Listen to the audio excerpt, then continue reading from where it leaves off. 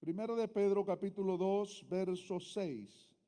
La palabra de nuestro Señor dice de la siguiente manera: por lo cual también contiene la escritura: he aquí pongo en Sión la principal piedra del ángulo, escogida, preciosa. El que creyere en él no será avergonzado. Léalo usted, por favor.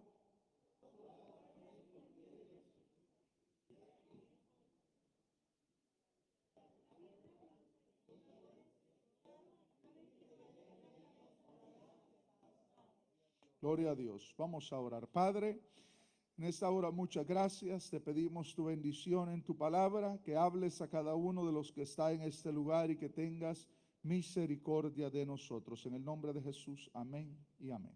Pueden sentarse, hermanos. Gloria al Señor. Muy bien, gracias, hermanos, por hacerme partícipe de sus victorias y de la bendición que Dios les ha dado. Gloria a Dios. Quiero también felicitarles porque ustedes han sido la iglesia que ha tenido la mayor cantidad de integrantes, de inscripciones en la escuela de teología. 33 inscripciones solamente de acá. Dios los bendiga. Amén.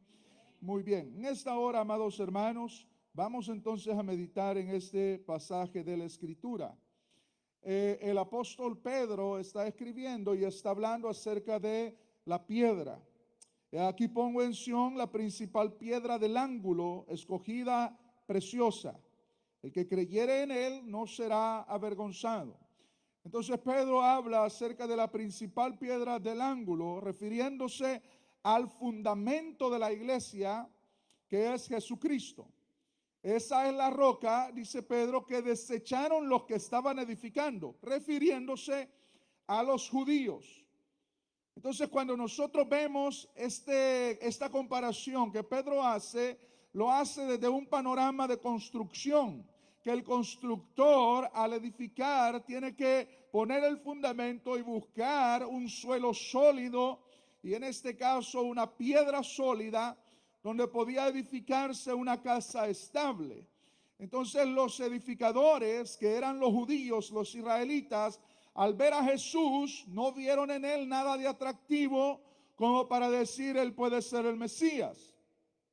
Los judíos hasta este día están esperando al Mesías.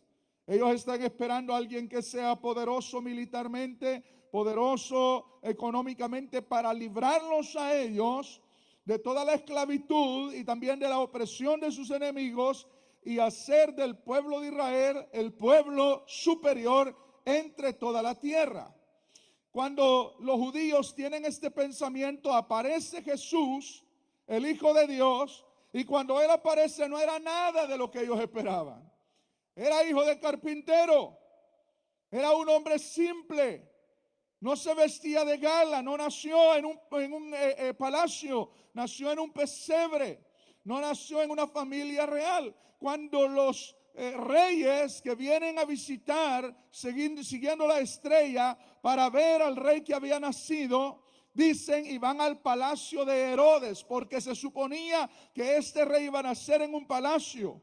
Y le dicen a Herodes: ¿dónde está el rey que ha nacido? Porque su estrella hemos visto y hemos venido a adorarlo. Herodes no sabía nada, porque en ese momento Jesús estaba naciendo en un pesebre.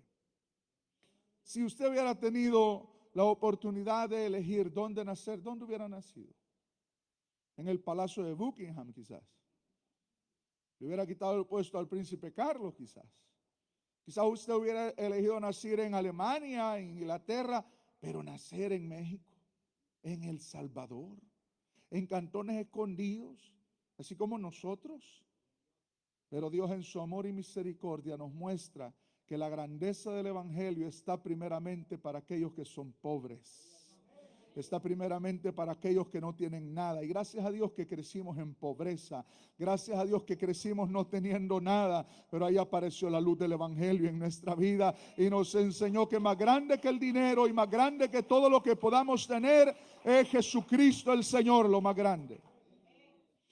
Entonces, amados hermanos, cuando nosotros vemos acá esa expresión, el Señor Jesús una vez se para delante de los líderes religiosos judíos y le dice a estos líderes religiosos: oigan, les voy a decir una parábola.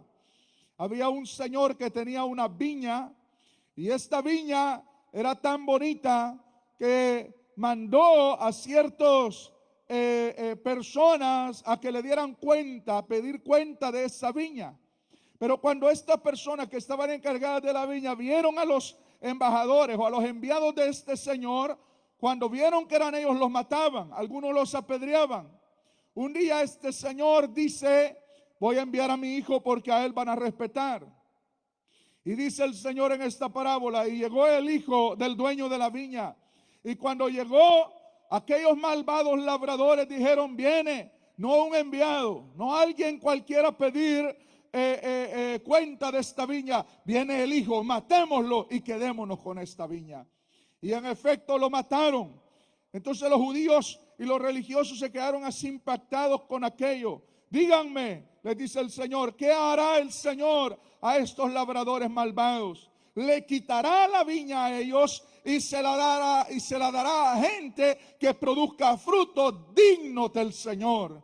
Ellos sabían que se refería a ellos. Ellos despreciaron a Jesús. Ellos no creen que Jesús es el Mesías. Por eso andan vestidos con ropas negras allá, moviéndose, leyendo la ley en el muro de los lamentos todavía. Vea las noticias, vea el internet y se va a dar cuenta que ellos todavía están esperando al Mesías. Pero el Mesías vino hace más de 2000 años y esta tarde está aquí con nosotros, en esta calle, en este lugar. Está Jesús de Nazaret con nosotros. Lo que ellos despreciaron, nosotros lo hemos abrazado. Lo que los judíos dijeron: esto no puede servirnos a nosotros para nada, matémoslo. Ahora acá nosotros lo abrazamos y lo amamos. El Señor Jesucristo. Entonces Pedro dice acá, porque quiero llegar a esta expresión: he aquí pongo en Sión la principal piedra del ángulo, que es Jesucristo, escogida, preciosa. Pero aquí esta parte que vamos a leer es el mensaje. Y el que creyere en él, ¿qué dice? No será avergonzado. ¿Cuántos creen en el Señor Jesucristo? Hay una promesa para nosotros: el que creyere en él no será avergonzado. Yo creo que mis hermanos, sobre todo mi hermano Jesús, mi hermana Hortensia, cuando se paraban acá, no se paraban avergonzados, se paraban con orgullo y decían: Dios ha salvado nuestra familia. Y aquí hay 3 generaciones, decían mis hermanos. Es decir, el que creyera en el Señor, para llegar a este momento, para llegar a este culto de acción de gracias, para llegar a donde están mis hermanos, tuvieron que pasar pruebas, tuvieron que pasar momentos difíciles, pero Dios no los ha dejado avergonzados. Avergonzado está aquel que pierde su familia por andar en las borracheras. Avergonzado está aquel que pierde toda su vida por estar usando droga. Pero el Hijo de Dios no vive avergonzado. Estamos parados acá alegres, gritando al Señor: gloria a Dios, alabando a Dios. Es decir, nuestra vida no es una vida de vergüenza, es una vida de darle gloria a Dios. Es una vida de sentirnos orgullosos por lo que Dios ha hecho por nosotros. En esta hora, no solamente nosotros creemos en el Señor, sino que hay diferentes personas que han creído en el Señor a lo largo de la historia. Diferentes personas. Y en esta hora, amados hermanos, yo quiero que usted entienda esto. Cuando usted pone toda su confianza en el Señor, Dios no lo va a dejar avergonzado. Yo quiero que usted entienda eso. El hombre le va a fallar. El doctor le va a fallar, el abogado le va a fallar, su esposo, su esposa le va a fallar, sus hijos le pueden fallar, sus padres le pueden fallar, todo el mundo le puede fallar, pero Jesús jamás le va a fallar a aquellos que confían en él. Jamás. Y de eso yo soy testigo. Dios no me ha fallado a mí jamás. Él ha estado ahí siempre que más lo he necesitado. He fallado, pero allá ha estado Él, no me ha abandonado. El ser humano abandona. Cuando el ser humano falla, es abandonado, es visto mal. Cuando alguien nos falla, lo vemos de menos, ya no queremos acercarnos a Él. Pero cuando nosotros fallamos delante de Dios, Él no se aleja. Él sigue con los brazos abiertos para levantarnos de esa caída. Ese es el Dios que nosotros tenemos. Ahora, quiero poner algunos ejemplos de gente que confió en Dios en su momento más crítico y no fue avergonzado por Dios. Uno de ellos fue Moisés.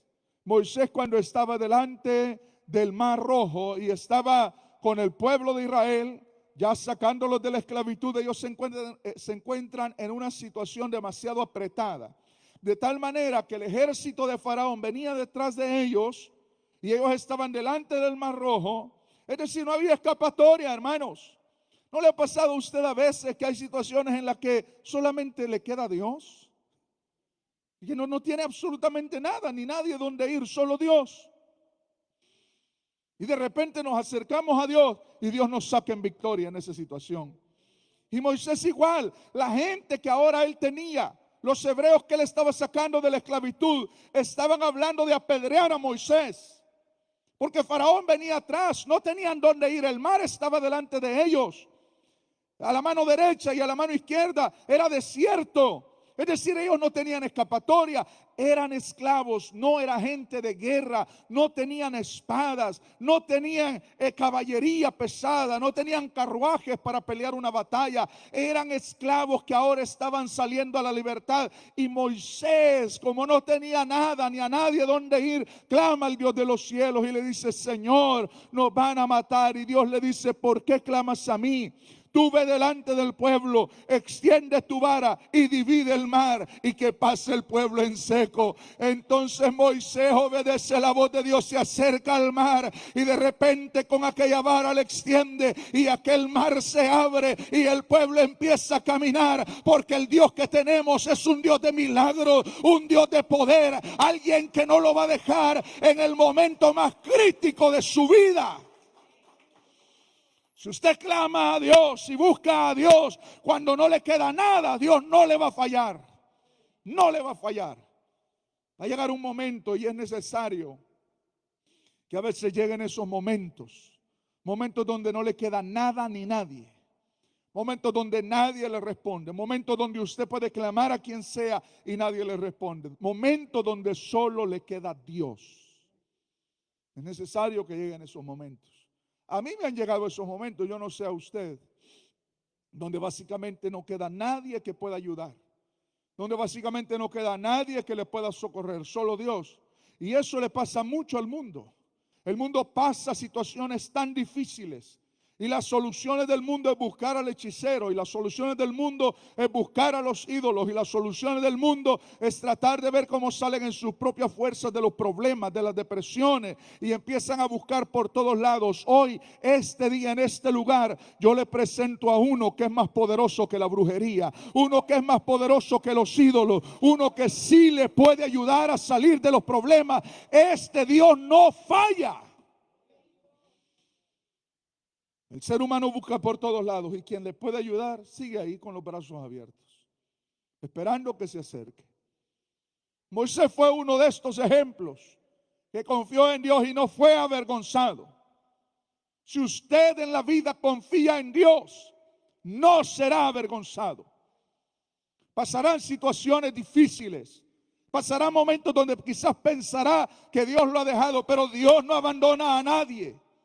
Y si hay momentos difíciles, y si hay momentos duros, gracias hermano, donde piensa que Dios le ha dejado, Dios no le deja. Yo sé que algunos tienen ya mucho tiempo de estar en el Evangelio, de conocer al Señor Jesucristo. ¿No le ha pasado a usted que a veces sentimos como que Dios nos ha dejado? ¿A cuánto le ha pasado? A mí me ha pasado. Siento que oro y como que Dios no me oyera. Pero Dios es muy particular en esto. Fíjense que en una ocasión la palabra del Señor dice que se había muerto o estaba enfermo un amigo del Señor Jesucristo, muy querido. Él vivía en Betania, un lugar que se llamaba Betania. Y como en ese tiempo no había WhatsApp, ni tampoco redes sociales, le mandaron un recado al Señor, pero para que el recado llegara al Señor se tenía que tardar días. Entonces le mandan el recado y le dicen: Señor, el primer recado, tu amigo está enfermo, pronto apresúrate y ven con nosotros. Pasó el tiempo, Jesús dice: no, todavía no. Le mandan otro recado y cuando este segundo recado llega, que pasan días, le dicen: ya tu amigo, su enfermedad empeoró, está agonizando, está en cama. Y el Señor dice: me voy a esperar un ratito más. Es muy esto de que Dios espera para respondernos es muy particular, de parte de Dios para nosotros. Pero le llega la tercera noticia: tu amigo, el que estaba enfermo, ya no está enfermo, ya no está agonizando, se murió. Y entonces Jesús dice: ahorita es que voy. Entonces Dios llega cuando usted siente que ya nadie le puede ayudar, cuando ya todo está perdido, cuando el ahorro se le acabó, cuando la salud se le deterioró, cuando le dan ya meses de vida. Ahí aparece el Dios de los cielos. Entonces a los discípulos les parece algo curioso de que el Señor en este momento sea el momento que Él desee ir a ver a su amigo. Cuando ya llega Él a Betania, tenía 4 días de estar muerto Lázaro. Eso es una cosa absurda. Porque ¿quién hace algo con un muerto de 4 días? Si ya la sangre está coagulada, si ya eso está putrefacto, si ahí ya no se puede hacer nada. Pero Dios es experto en hacer algo cuando nadie puede hacer nada. Y usted tiene que entender que este Dios que adoramos es el Dios de lo imposible. Y cuando Él llega delante de la tumba, que las tumbas no eran como las nuestras ahora, no eran nichos, ni tampoco se enterraba la gente bajo tierra, sino que eran en cuevas. Entonces se tenía que rodar una piedra para poder cerrar aquella puerta de acceso donde estaban los muertos. A veces se compartía con 2 personas o con la familia que moría. En este caso estaba Lázaro enterrado ahí. El Señor les dice: muevan la piedra, que es solamente un simbolismo. Él no movió la piedra. El que tiene que mover la piedra somos nosotros en la vida para ver los milagros de Dios. Porque eso de mover la piedra significa obediencia, significa esfuerzo, significa creer en el Señor. Eso era algo absurdo. Cuando Marta mira que van a mover la piedra, dice: Señor, lleve ya, es de 4 días. Y el Señor le dice: no te he dicho que si crees verás la gloria de Dios. Si usted cree en este día, va a ver la gloria de Dios. No es el templo, no es el pastor, no es la gente, es Dios que puede hacer un milagro en usted. Cuando la piedra es movida, a mí que me gusta esa escena, imaginármela cómo fue, porque a veces la leemos así a la rápida, y bueno, resucitó Lázaro y salió de la tumba. No, no fue solo así. Lázaro ya estaba en el paraíso. Y el Señor lo llama: Lázaro, ven fuera. ¿Ustedes se imaginan ese cuerpo volver a ser restaurado? Un corazón inerte, sangre coagulada, y empieza el corazón otra vez a bombear sangre. Y empieza la sangre a volver a su estado natural, y empieza aquella bocanada de aire a los pulmones, y empieza los ojos a abrirse, y empieza todo aquello, porque el único que puede hacer ese tipo de milagro es el Dios al que nosotros servimos. Y muchos Lázaros hay aquí en este lugar que estaban muertos en delitos y pecados, y Dios nos llamó de la tumba en donde estábamos y nos dio vida. Y el que no tenía esperanza tuvo esperanza en el nombre de Jesús. Porque hay gente que dicen los familiares: ¿cómo? Si este está muerto, este ya no tiene remedio. Pues el que no tiene remedio en las manos de Dios sí tiene remedio. El que está muerto, Dios le puede dar vida, y vida en abundancia. Testigo de eso somos nosotros que estamos acá en este día, muertos en delitos y pecados. Y un día el Señor nos resucitó. Pues hay condiciones en la vida en donde la única solución para nosotros es Dios, que no le queda nada sino solo Dios. Si usted clama a Él, Dios le va a contestar. Estábamos oyendo con mi esposa el testimonio de una muchacha, bueno, ya una señora. Cuando ella estaba joven, ella pasó una situación en donde ella se volvió adicta a las drogas. Entonces ella cuenta que lo perdió todo, y en medio de lo peor, lo más bajo de su vida, salió embarazada. Entonces ella empieza a tener una lucha emocional donde ella quiere abortar a esta criatura. Entonces ella está tan confundida en sus pensamientos, tan confundida en las decisiones, no sabe qué hacer. Un día ella cuenta que estaba en su apartamento y cayó de rodillas. y le dice: Dios, yo no sé qué hacer, yo necesito tu dirección, por favor, ayúdame. Ahí es donde sucede el primer clic en la vida de la persona.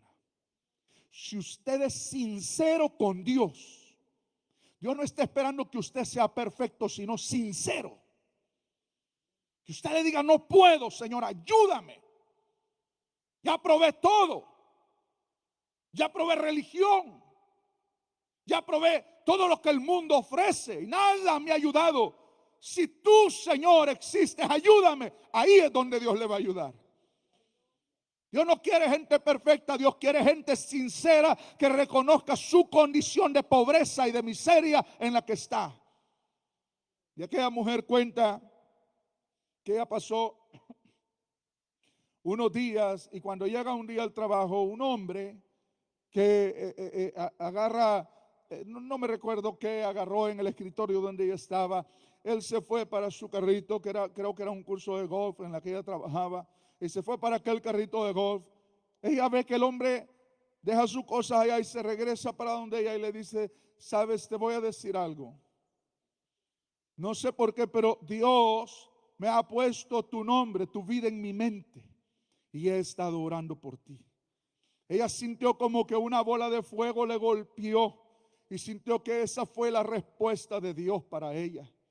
Porque ella dijo: si este hombre, Dios le puede poner a él el sentimiento que se acuerde de mí, que no me conoce, que tengo años de no verlo, que no sabe mi situación, cuanto más Dios, que me mira todos los días y sabe quién yo soy, no se va a fijar en mi condición. Dios le conoce a usted. Dios le conocía desde antes de nacer, desde antes que sus papás nacieran. Él ya sabía quién era usted. Él le vio a usted y a mí dar los primeros pasos en esta tierra, decir las primeras palabras. Nos ha visto en nuestras tristezas y nuestras agonías, nos ha visto en nuestras soledades, nos ha visto en nuestra miseria. Y sabe que este día Él nos ve ahora como estamos, limpios para la gloria de Dios. Estamos lavados por la sangre del Cordero. Él lo mira a usted a una hora, aquí a donde está, le conoce. Su vida cambió. Pero en realidad, así como esta muchacha, muchos pasamos una condición en la que nadie nos puede ayudar, solo Dios. Y no se olvide de esto: cuando usted, si no ha pasado esos momentos de la vida, cuando usted los pase, no va a estar nadie ahí sino solo Dios. Daniel nos pudiera testificar de eso. Daniel fue aquel canciller del gobierno y profeta que estuvo en aquel momento indicado en la historia del pueblo de Israel cuando ellos fueron exiliados, cuando salieron de Jerusalén y se fueron a Babilonia, a la esclavitud de Babilonia. Y en aquella situación en la que él estaba, en un momento indicado, la palabra del Señor dice que él hacía tanta presión en donde él trabajaba, porque esto es como aquel que se porta bien en el trabajo y todos los demás quieren robar. Y todos los demás dicen malas palabras. Este justo hacía que los demás se sintieran mal donde ellos estaban. Entonces ellos dicen: nosotros no podemos hallar nada en contra de él, sino con relación a su Dios. Porque Daniel oraba 3 veces al día. Entonces ellos van delante del rey y le dicen: rey, queremos que tú des un edicto, que formules una ley nueva y cambies esto, porque queremos que todo aquel que ore, antes de orar, vaya a ti. Y el que haga petición a un hombre, vaya a ti primero y después lo haga. Ellos sabían que a quien querían agarrar no era nada más y nada menos que a Daniel. Entonces el rey dice: me gusta, y sella con su anillo, porque era costumbre de los reyes de Media y de Persia que sellaban sus edictos con su anillo y decían: esto no puede ser abrogado, no puede ser quebrantado, ni puede tampoco traicionarse. Entonces la ley fue dictada. A Daniel no le importó mucho eso. Él se fue a orar a su cuarto, abría las ventanas que daban hacia Jerusalén y oraba a su Dios. Y lo vieron orando a Dios y dijeron: rey, encontramos a Daniel orando a su Dios y no vino a ti primero. Entonces dicen: él tiene que morir siendo lanzado al foso de los leones. Esta es una historia que nosotros oímos desde niños y no es para entretenernos ni tampoco para dormir a nuestros niños cuando ellos se van a acostar. Esto es para que veamos el poder que el Dios de nosotros tiene. La palabra del Señor dice que lanzaron a Daniel al foso de los leones. Todos esperaban que Daniel muriera. Y estas cosas están escritas en la Biblia por algo, amados hermanos. Al día siguiente llegó el rey a clamar ahí en el foso y le dijo: Daniel, ¿ha podido librarte tu Dios a quien sirves continuamente? Y Daniel levanta su voz y dice: para siempre vive rey. Mi Dios envió su ángel, el cual cerró la boca de los leones para que no me hiciesen nada, porque delante de él soy inocente y delante de ti yo no he hecho nada malo.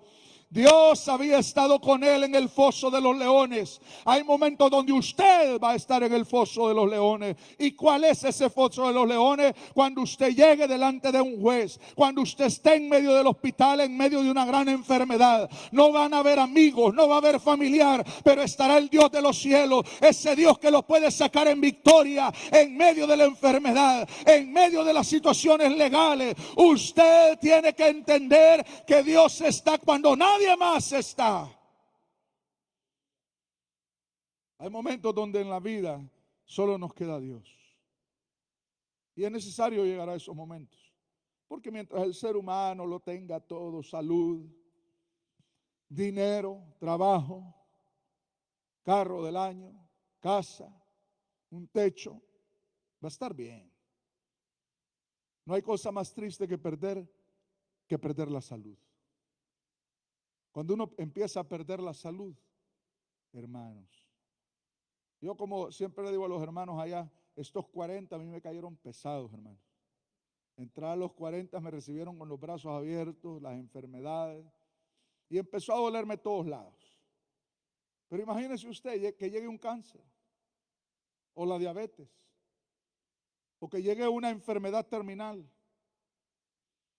y digan: bueno, está en una etapa, vamos a hacerle quimioterapias, pero va a llegar un momento donde usted ya no va a poder. No sabe qué triste. Yo he orado por gente que está en la etapa terminal de cáncer. No sabe lo terrible que es llegar a orar donde una persona que ni siquiera puede hablar porque no tiene oxígeno suficiente. Que aunque fue una persona robusta, ahora es un esqueleto. Eso es lo más triste que puede haber. Una vez me invitaron a orar. He tenido dos experiencias fuertes con esta situación. Una vez me invitaron a orar en Costa Rica. Estaba visitando Costa Rica y me invitaron a orar por un muchacho. Él tenía como 38 años. Y me dijeron: él tiene cáncer y se está muriendo. Entonces yo fui, entré a la habitación donde él estaba. Él tenía un negocio muy floreciente. Y el negocio estaba caminando. Cuando yo llegué, los camiones entraban y salían de sus bodegas. Pero él estaba muriéndose en una habitación. Cuando yo entré, yo quise hablar con él. Él no podía hablar, solo se sentó a la orilla de la cama. Tenía un gorro, estaba bien envuelto, pálido. Y yo tuve que ser muy franco. Y yo le dije: ¿sabe qué? Usted está a punto de pasar a la eternidad.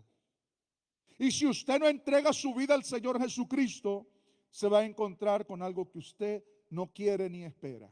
Acepte al Señor. Yo me recuerdo que él solo movía la cabeza. Oré por él y que Dios haya tenido misericordia de él. Pero también en otra ocasión oramos en Texas por una persona que igual salió de su cuarto arrastrando un tanque de oxígeno. La mujer había perdido todo el cabello. Estaba delgada, pálida. La habían mandado a morir a la casa porque los doctores ya no podían hacer nada. Ahí es donde Dios puede glorificarse. Y nosotros oramos por ella. Los pastores oraron por ella. Estábamos ahí varios hermanos. Al año siguiente la encontramos robusta, con cabello nuevo, una vida nueva. Y me dice: hermano, ustedes oraron, gracias que oraron. Dios me levantó, Dios me restauró. Porque cuando nadie puede, Jesús sí puede. Él puede sanar, Él puede liberar, Él puede sacarle en victoria. Cuando nadie puede, Dios sí puede. Va a llegar un momento donde usted tiene que entender esa realidad. No porque lo oiga de un pastor, sino porque lo vive en su propia carne.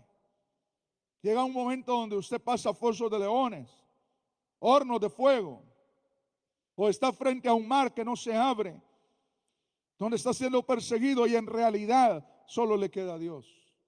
Pero la Biblia dice: el que creyere en Él no será avergonzado. Y en este lugar no nos reunimos gente avergonzada, nos reunimos gente que está alegre por servir a un Dios que no nos ha dejado. Todo aquel que se entrega a Dios no va de mal en peor, va de victoria en victoria y de triunfo en triunfo. Aleluya. El que comienza en el camino de Dios comienza como un alcohólico o como alguien que no puede dejar el tabaco, después deja el tabaco. Dios le restaura la familia, Dios le da hijos que no tenía, Dios le da donde vivir, Dios le da un trabajo estable, porque el que camina con Dios, Dios no le roba nada, absolutamente nada, solo lo limpia y lo bendice y lo bendice y lo bendice, y no solamente a él, sino a sus descendientes. Y quiero terminar con otro ejemplo, el ejemplo de Abraham. Abraham, la palabra del Señor dice que Dios le mandó a salir de su tierra y de su parentela, de un lugar que se llamaba Ur. Un lugar que en su momento fue el centro de la idolatría, donde se fabricaban los ídolos. Entonces Dios le dice a Abraham, sal de tu tierra y de tu parentela y te voy a dar un hijo. Abraham, desde el momento que salió, ya era un anciano. Pero cuando él llega a recibir la promesa, él tenía 100 años. Pero él, cada vez que Dios le hablaba, te voy a dar un hijo. Pasaron 25 años, hermanos, que Abraham no recibía hijo.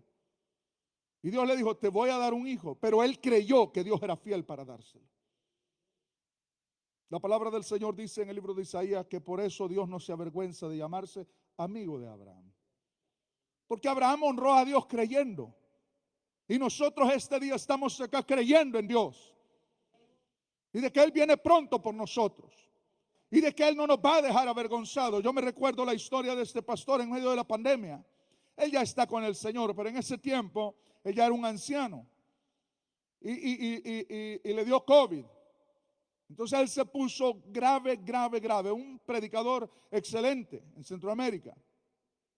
Este hermano, cuando estaba en lo peor de su enfermedad, donde sentía que él se iba, él cuenta y dice, un día me incliné porque sentí que ya me iba con el Señor. Y él dice, Señor, no me dejes. Y oyó la voz de Dios en su oído, porque este Dios que tenemos no es mudo, Él habla. Los mudos son los que se clavan en las paredes, pero Dios no está clavado en una pared. Él está en el cielo es su trono y la tierra es el estrado de sus pies. Este Dios habla. Entonces oyó la voz del Señor que le dijo, no te voy a dejar avergonzado. Cuando él oyó esa voz, él sintió fortaleza y poco a poco se fue restaurando hasta que después volvió al altar a predicar la palabra del Señor. Hace unos meses atrás él partió a la presencia de Dios, pero no fue en el momento de la enfermedad. Dios no lo dejó avergonzado. Clame a Dios, Dios no lo va a dejar avergonzado.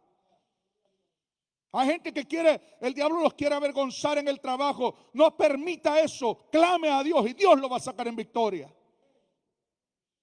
Gente que el diablo lo quiere dejar avergonzado en sus papeles legales o en su estatus legal. Clamen a Dios. Dios no lo va a dejar avergonzado.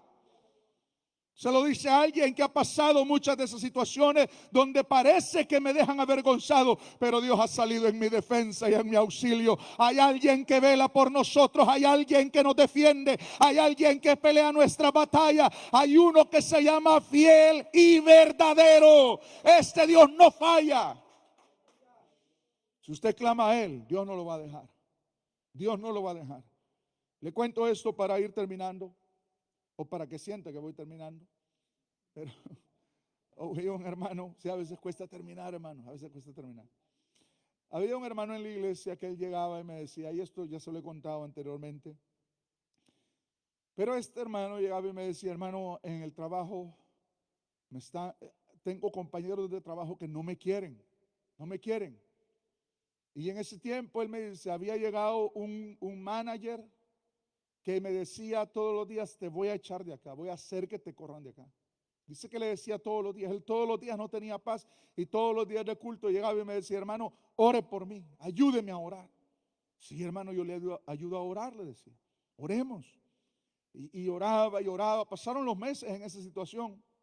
Un día el hermano llegó con una sonrisa de oreja a oreja y me dijo, hermano, Dios me contestó. ¿De veras? Le dije yo. Sí, le voy a contar lo que sucedió. Fíjese lo que le pasó a este hermano. El hermano cuenta que este manager llegó un momento que lo detestó tanto y quería sacarlo, que llegó donde el jefe superior de todos ellos. Y este manager entra y le dice: ¿sabes qué? Quiero hablarte de fulano. Este hombre hace mal su trabajo y empezó a hablar pestes del hermano. Y usted tiene que entender que hay alguien que vela por nosotros, no estamos solos. Y viene este hombre y lo puso en mal. Entonces el jefe le dijo a este manager: ¿sabes qué? Yo conozco a fulano. Y sabes que lo que ha dicho a mí no me gusta. A quien voy a correr es a ti. Agarra tus cosas y vete de esta compañía. ¿Sabe a quién corrieron? Al manager. ¿Y sabe quién se quedó en la compañía? El hermanito de la iglesia, que sabía mucho menos quizás que él y que tenía una posición menor que él, porque hay alguien que sí responde a nuestras oraciones. Hay alguien que vela por nosotros. Pruebe a Dios, pruebe a Dios. ¿Y cómo probamos a Dios? Clamando a Él. En esta hora póngase de pie, por favor.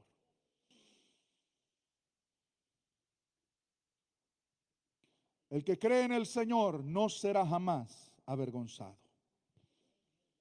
Vamos a invitar a los músicos, por favor, a que pasen.